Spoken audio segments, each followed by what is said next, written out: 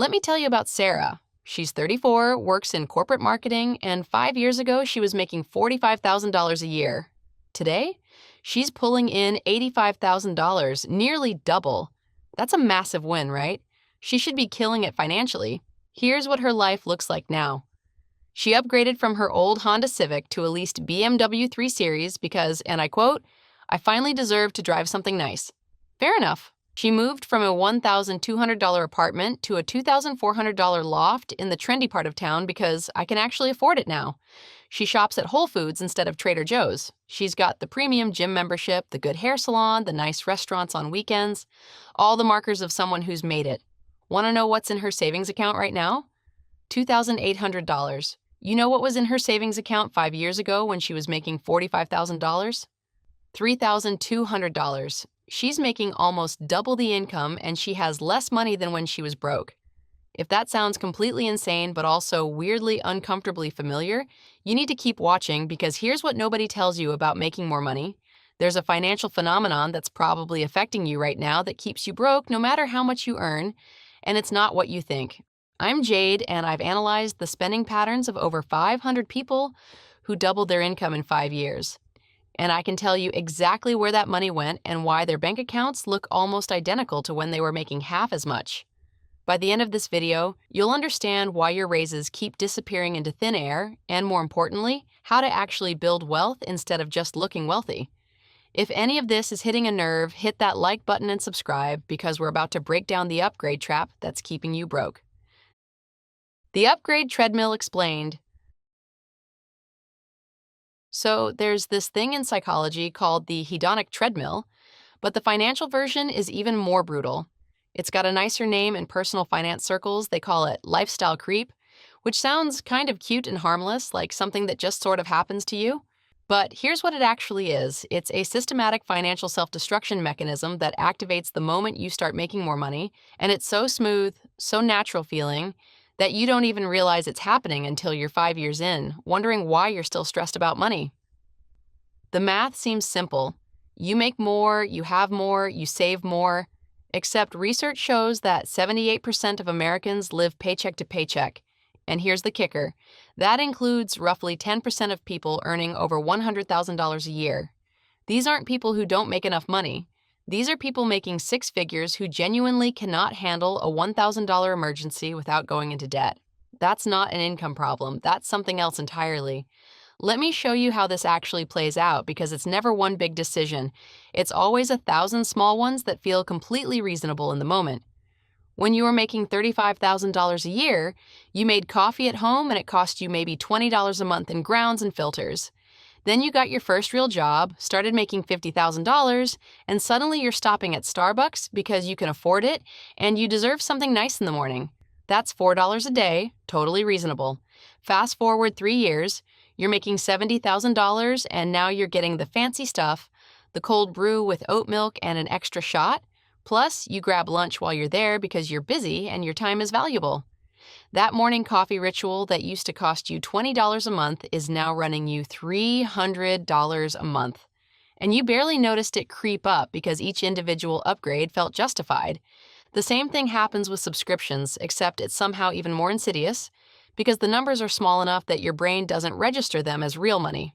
You start with Netflix at $10 a month when you're entry level. Totally fine, everyone has Netflix.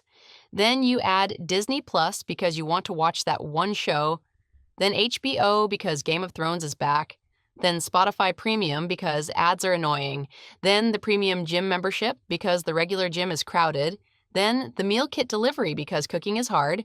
Before you know it, you're paying $400 a month in subscriptions and you couldn't even name half of them if someone asked you right now. But here's where it gets really interesting. Cars. Because cars are the perfect case study in how the upgrade cycle completely destroys wealth building. Your first job out of college, you're driving some used car you bought for $8,000. It's not pretty, but it works and the insurance is cheap. 3 years later, you get a promotion, you're making decent money now, and you lease a new car for $350 a month because you can finally afford something reliable and you're tired of worrying about breakdowns. That feels like a totally rational upgrade. Another few years pass, another promotion.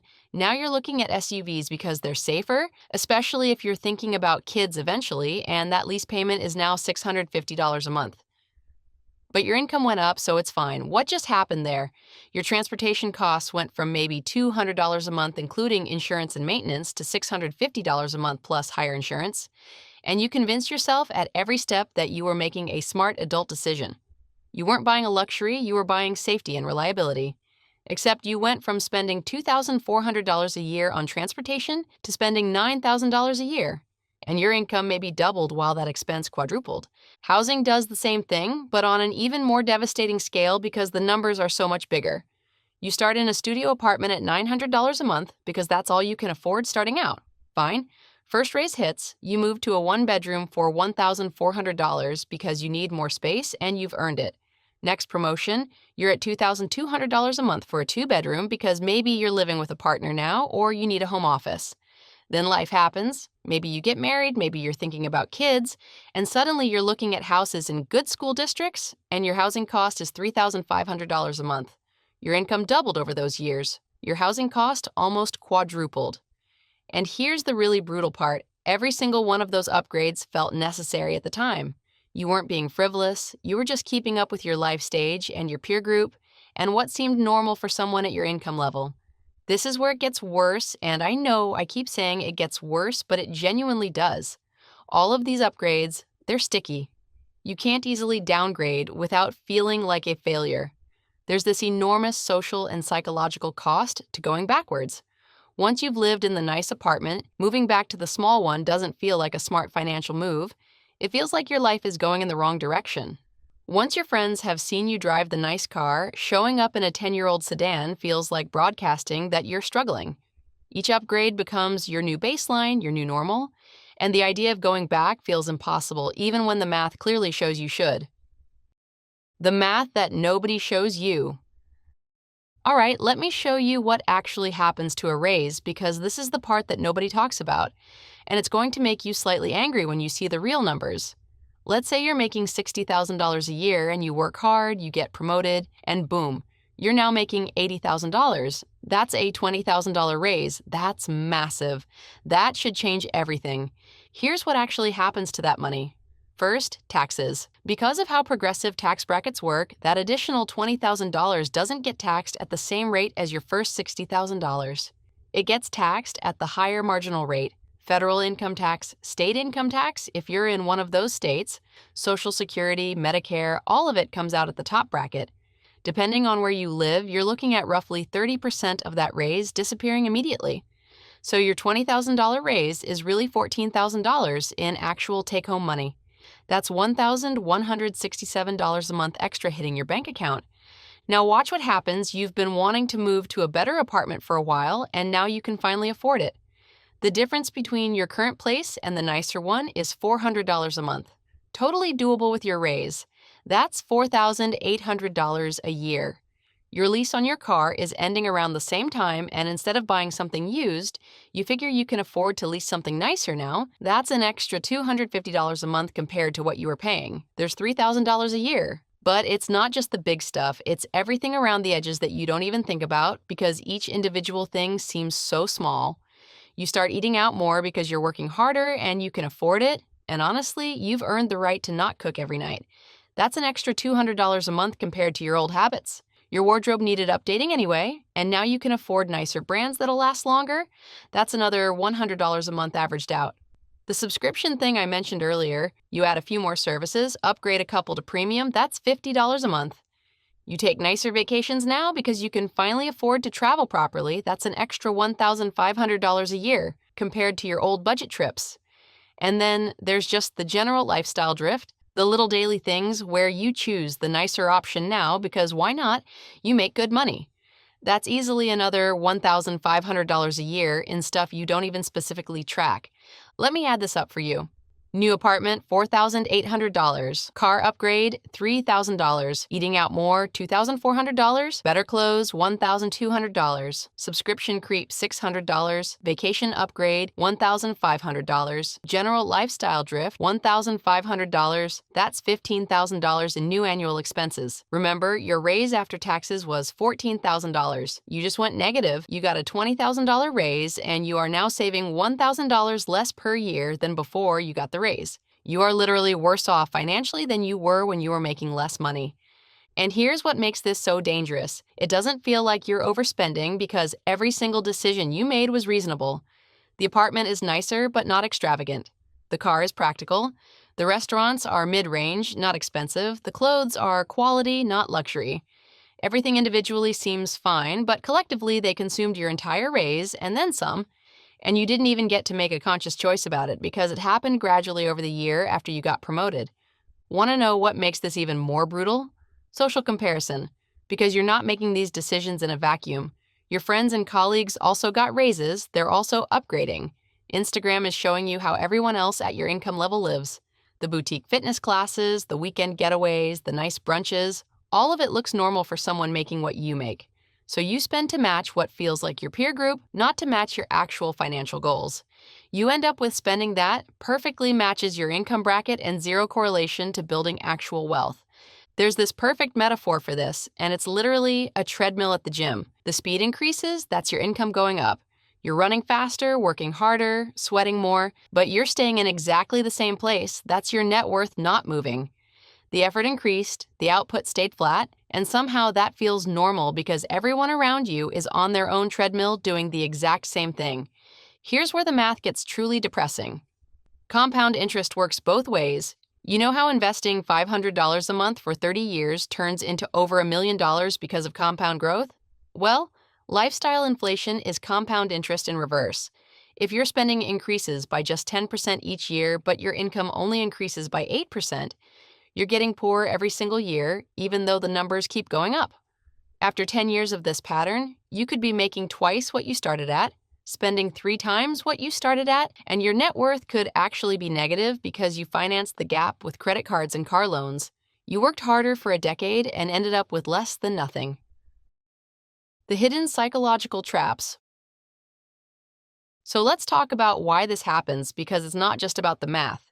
The math is brutal, but the psychology is what actually traps you. There are these 4 mental patterns that basically guarantee you'll fall into the upgrade cycle, and once you see them, you can't unsee them. First one is what I call the I deserve this reflex. Every time you get a raise or a promotion, your brain releases dopamine. It's the same chemical response you get from winning something or achieving a goal. And in that moment of feeling successful, spending money feels like the natural reward. You worked hard, you earned this, you deserve to enjoy it. That's not greed, that's not financial irresponsibility, that's just how human brains are wired. The problem is that this feeling is temporary, but the spending decision is permanent. You buy something in a moment of elevated emotion, and then you're stuck with the payment for years. The dopamine fades in a few days, but the car lease lasts 36 months. And here's the thing, nobody tells you about the I deserve it mentality. Income doesn't equal wealth. Making more money doesn't mean you have more money. It just means more money passed through your hands. There are NBA players who made $100 million in their careers and ended up completely broke within a few years of retirement.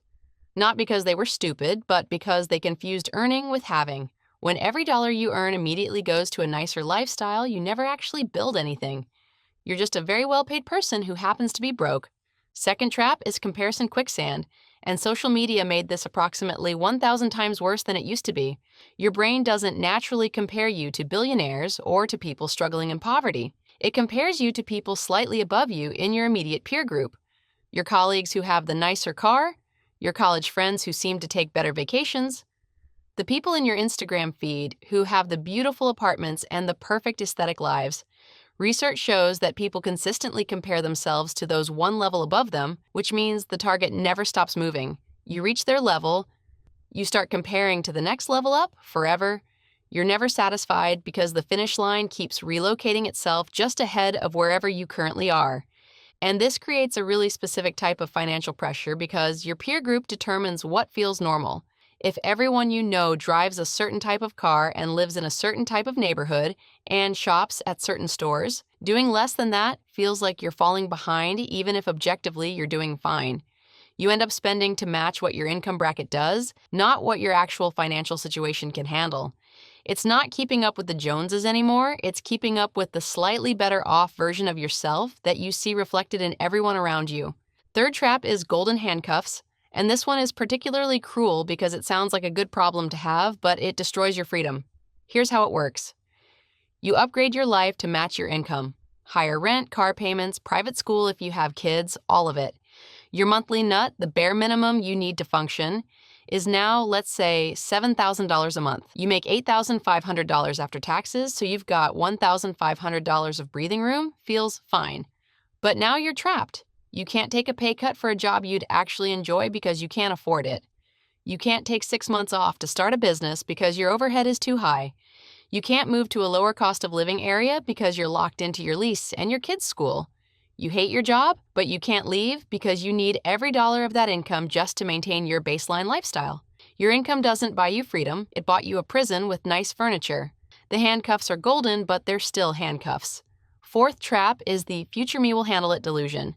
This is maybe the most common one, and it's built on this optimistic idea that you're in a transition phase right now. You're spending a lot now because you just got the new place or you're settling in or whatever. But next raise, that one's going straight to savings. Next bonus, that's going into investments. When you hit $100,000 a year, when you pay off this one debt, when you finish this particular expense, then you'll start building wealth. Except people who don't save at $50,000 don't suddenly start saving at $150,000. Saving is a skill and a habit, not an income level. If you haven't built the systems and the discipline to save when money is tight, you won't magically develop them when money is loose.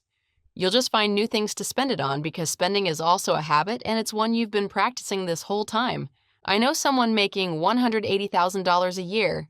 He drives a Porsche, lives in a luxury high-rise, takes incredible vacations. His savings account has $47 in it. He's got $85,000 in combined debt between credit cards and loans. He looks successful from the outside. He's completely financially destroyed on the inside.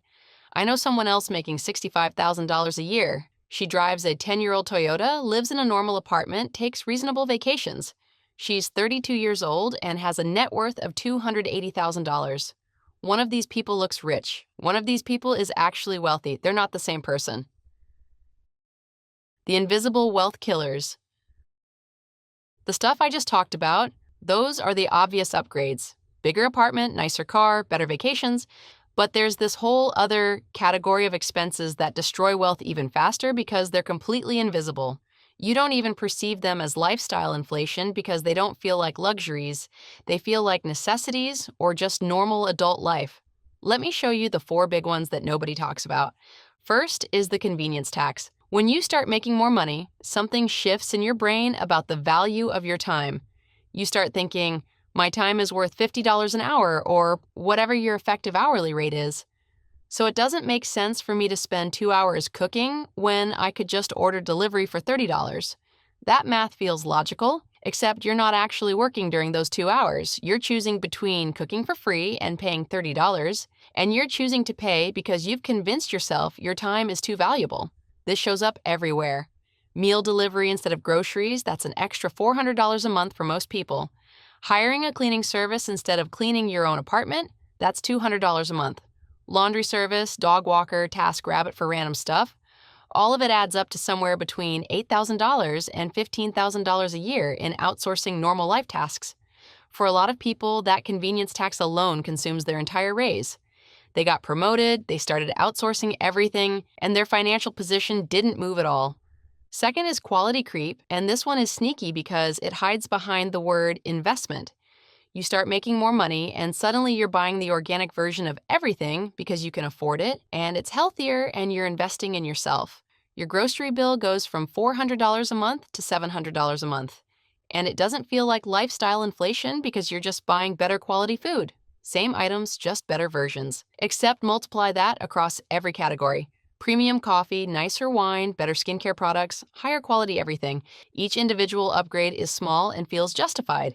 Collectively, you're spending an extra $300 a month on groceries, which is $3,600 a year, which over 20 years invested at 8% returns would be $180,000.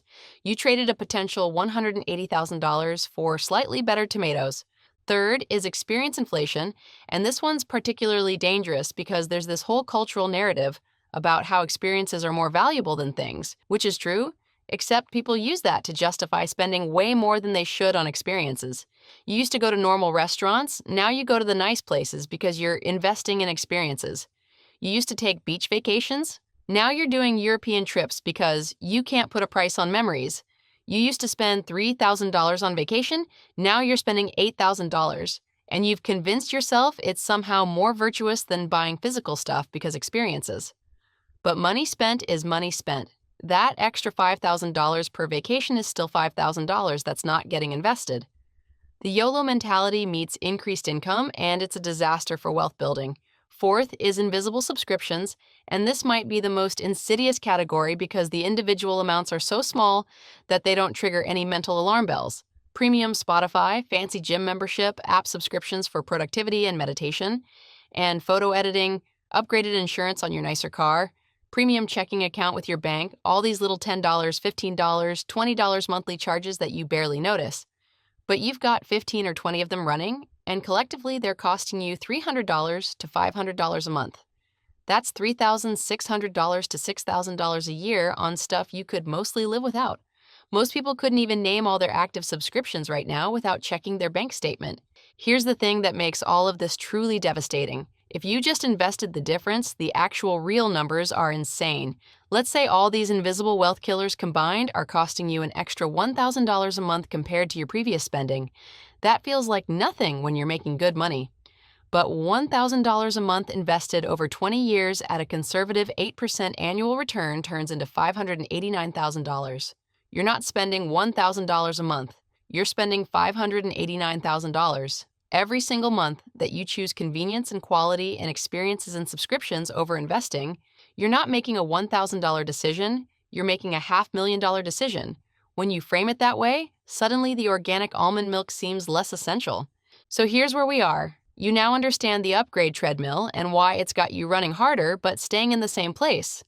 You've seen the actual math of what happens to a raise, and yeah, it's probably made you a little angry. You know the 4 psychological traps that keep you stuck in the cycle, the "I deserve this" reflex, the comparison quicksand, the golden handcuffs, and the "future me will handle it" delusion. And you've seen the invisible wealth killers, those sneaky expenses that don't even register as upgrades, but are draining your wealth just as fast. Here's the truth. Income is what you make, wealth is what you keep. And right now, you're not keeping anything. You're on a treadmill that never stops, and every raise just makes the treadmill go faster while you stay in exactly the same financial position. If this video completely changed how you see your finances, smash that like button. Subscribe for more financial truth that nobody else wants to tell you. Drop a comment and let me know. What's one upgrade you're going to reverse this month? I'll see you in the next one.